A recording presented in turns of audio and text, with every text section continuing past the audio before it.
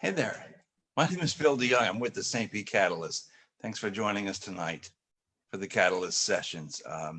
What we're trying to do is keep St. Petersburg's arts community connected virtually by coming into your home from our home every night. And tonight, I'm so happy to welcome a true Renaissance woman. Kasondra Rose hails from Michigan.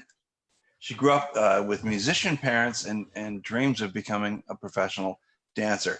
Now, Kasondra arrived in the Bay Area here around 2002 and almost immediately became a lead singer in a top 40 cover band. Absolutely amazing shift. A couple of years after that, she went solo. She began writing songs, taught herself to play beautiful acoustic guitar, and today she's one of the most popular and busy singer-songwriters in town. Kasondra, are you there? I am. I hear her. I am here. Can you see me? I see a blank screen, but I hear you. Oh no! Maybe our director can come in and tell us how to fix this.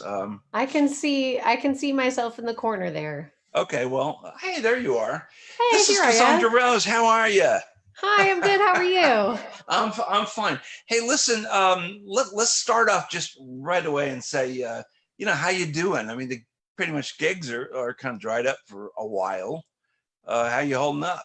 I mean, you're doing a lot of these virtual live streams. Yeah, I'm trying to take it day by day. It's every day is kind of a new adventure. I think I've finally, I don't know. It's been very emotional. I've cried putting dishes away. I've cried on the phone to a telemarketer. I have cried in my front lawn in my pajamas at 7:45 in the morning. Yeah. So, but all in all, I know it's for the better of society, and I'm going to be okay. But it's just been a little bit of a process. So, well, it's here's an old cliche for you, but the music is still there. The music's always there. They always say, "Well, they can't take that away from you. They can't take your music away from you." And for me, I mean, if they took my Beatles albums away from me, them's fighting words, So that's a great segue, I think. How about playing a tune for us? What do you got? Yeah. I'm going to play Savannah Tree, which is off of my most recent album. And this song seems really appropriate because I wrote it right when I was thinking about quitting my part-time job to pursue music full-time. And that was in 2014 or 15. So 5 or so years ago. It felt really uncertain. The song feels very uncertain, and it just sort of translates well to this time. So I'm going to play Savannah Tree for you. So.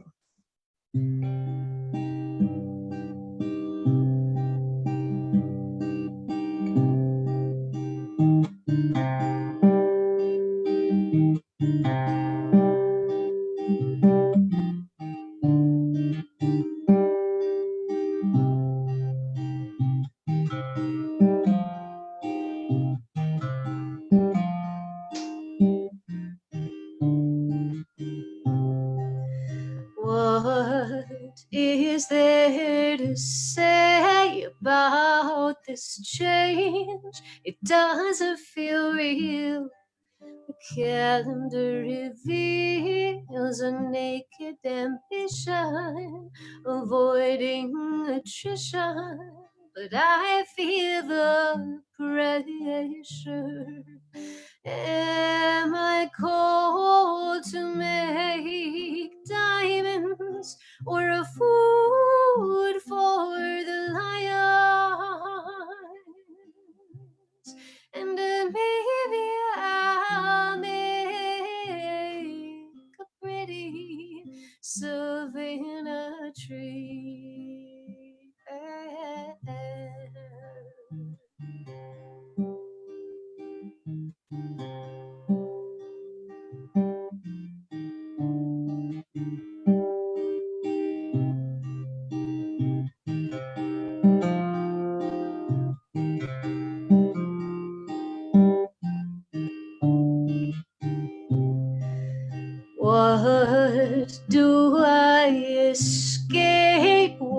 will take shape if time is around. Will I some way, somehow catch my stumble, recover my fumble? But I feel the weight. Am I called to make diamonds or a food for the lions? And maybe I'll make a pretty savannah tree. Yeah, yeah,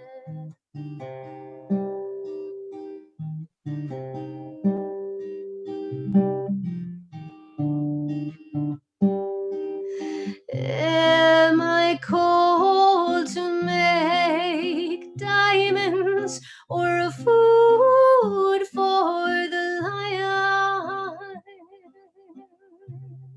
And maybe I'll make a pretty savannah tree. Maybe I'll make a pretty savannah tree. So beautiful. When you do that octave leap, I guess it is there when you go, I'm like, boy, that's a singer. That's beautiful. That's beautiful. Thank you. How did you find your voice as a singer songwriter after, doing top 40 and I'm going to do this and slow it down and make it more intimate and become this person with an acoustic guitar? Did that feel natural to you? I just want to take it down and make it more intimate, more personal. No, it feels, I wouldn't say it felt more comfortable. I think when you're on a stage with an audience out in front of you, that's easier. I think when it's just me and acoustic guitar, I personally feel, because when there's a group of people, when there's a group of people with you, then it doesn't feel like so much pressure. But when it's just you and your guitar, it feels a lot more terrifying. But I think in a way that's kind of what I'm always chasing is, what's the next scary thing that I can get over? Can I bring up a photograph here really quick about a recent terrifying thing that you've done? And if Joe can bring up that photograph, the new one that we had today. Okay, it's in there somewhere. There it is. This is the Florida Bee Orchestra, and you can see Kasondra there, a second from the left, singing. Kasondra is a member of Jeremy Douglas's funky and fabulous Florida Bee Orchestra. Absolutely amazing aggregation of musicians. You lost a gig. You had a big one coming up in April with, I guess it was the third Buffy Fest. Is that right? Why? Yeah, but why we're not. You like being in I'm sorry, you broke up there. Oh, tell me why the Buffy Fest is cool. Why it's fun for you to do that. I love it. Everybody loves that. Yeah. I don't tell anybody, but I never really got into Buffy the Vampire Slayer, the television series. Like when I was young, I liked the movie, but I never got into the series. Don't tell anyone that. Well, they're going to know now, I'm afraid. That's the joke. But just being a part of the Florida Bee Orchestra, Jeremy Douglas could ask me to do anything and I would just tell him yes. He has such a great group of people around him. It is such an honor to be on the same stage as all of those musicians and singers. And we always have a wonderful time. And even since we've all been kind of self-isolating here, Jeremy's been, full of creative ideas and, everyone has free time on their hands now. So he's like, let's do this. And everyone's sending him videos. And so we don't feel like we lost a gig. We feel like we're postponing the gig until a time when everyone can feel safer and happier about being together. So. Absolutely. Another segue. See, I'm getting really good at this. I wanted to show you the picture of my parents on the wall, by the way, back there. I just hung that up special for this. Dancing at my sister's wedding. Both my parents aren't with us anymore, so That was my decoration for tonight. I just wanted to let people know that yes, we're live and it's weird and the connection's weird, but I put my parents on the wall. Notwithstanding that, Jeremy was music director for A Midsummer Night's Dream, which you were in at Job Site Theater in, I guess it was January. And for those of you who don't know, Midsummer Night's Dream, directed by David and Jenkins, was the highest grossing show in Job Site's 25-year history or whatever it is. It was extremely popular. And this was your first acting role. It was my first acting role in the Tampa Bay area. Yeah, that's right. Yeah, I had done a lot of summer stock theater up in Michigan, Cherry County Playhouse, when I was a teenager still. And I was fortunate to get to do all the things under one roof in the same building, several shows over the course of the week, aerial acrobatics, singing, acting, a little bit of dancing in there as well. It was a phenomenal experience that I will never forget and was so fortunate to be a part of. You mentioned your aerial skills, which is something that a lot of us can't do. It was, I don't know if Joe can bring us up the photos from Midsummer Night's Dream, but not only were you acting and singing, which was just it was a brilliant kind of combination of all those things that you were talking about, but you were hanging from silks as one of the fairies, as one of Puck's fairies. You were all over the place. And that's one of the things that made that show so magical, was that the mechanicals turned into the fairies, and you never really knew which, as an audience member, which way was up, except that you guys were always up. So I mean, just to recap, that was a great experience for you, I would imagine, to be around all those people. Yeah, there we go. Yeah, there you are. There I am, floating. Yeah. It was just incredible to get to work with that cast. There were, gosh, how many of us? 12 or 14 of us, and we all shared the dressing room. And we were always laughing till we were crying, almost constantly. We all got sick at one point, like at the same time. And there was always just, nothing but love and compassion and laughter in that dressing room. So it was a wonderful show. You could tell that you guys were really enjoying it. And Katrina, if I can drop a name, told me, we couldn't wait to get out there every night and do that show, because you knew how powerful it was, how funny it was. And it wasn't you. I think where I was sitting, nearly kicked me in the face when she was spinning around a couple times. It's that close. It's that tight in there. Do you have more acting aspirations? Are you going to do some more stuff, you think?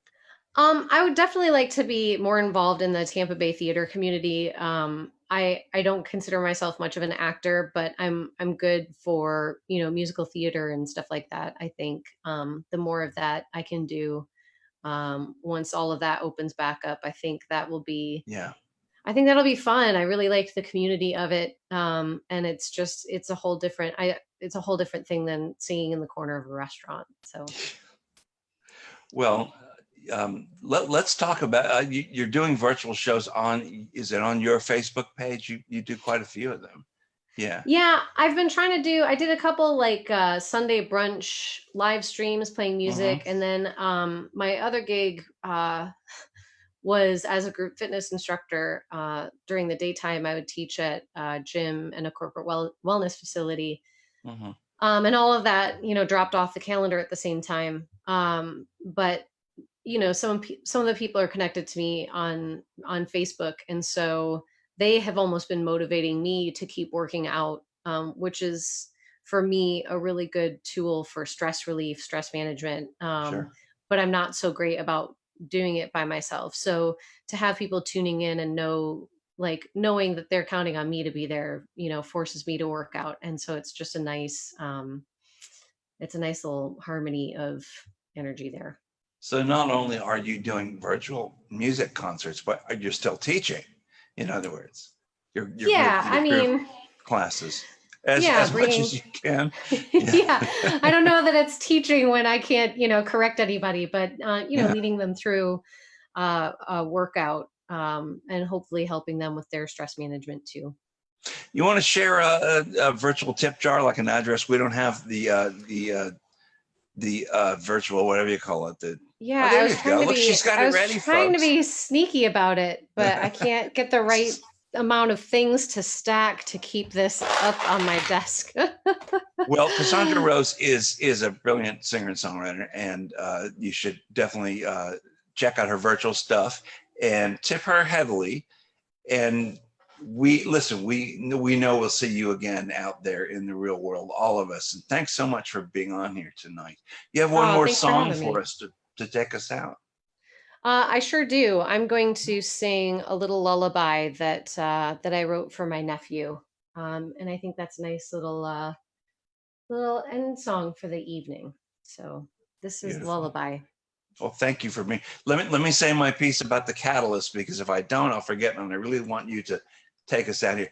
The St. Pete Catalyst, it's an online news platform. It's business news of the Tampa Bay community. It's civic news. It's city news. It's St. Pete oriented, but we're all part of the big community. There's a great art section, if I may say so myself, and we're keeping everyone connected as best we can. We do the Catalyst sessions weeknights at 7 o'clock. Tomorrow night, it's Nate Najar and Daniela Soledad, who are also going to be performing for us. And that's all I got to say. Kasondra, why don't you take us out and have a good evening? Thanks so much for having me, Bill. I really appreciate it.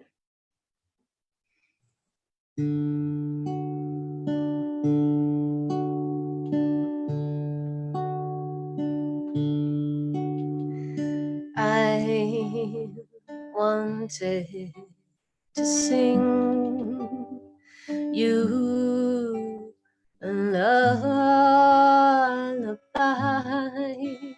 but what would I sing of lovers hand in hand, or waves against the sound, the way the planets turn, the fear of being hurt, a melody of perfection, or of my lessons learned. How could I ever explain the cold of steel, the weight of what you'll feel in life of death or dreams, the visits from grief, all the shades of blue, all the potential in you, climbing up a tree, flying on trapeze, falling to the ground, getting up when you're down. I'll never find all the words that name the silence of a snowfall, the smell after a rainfall, or what makes roses so tall, the aching for change, or how you'll make your way, the tune the songbird sings, or what opens its wings, what taps it to the sky, or convinces it to fly. I wanted to sing you a lullaby, but what would I sing? There is so much that I want to say. Maybe none of it will last a day, but what I hope will stay with you is all my love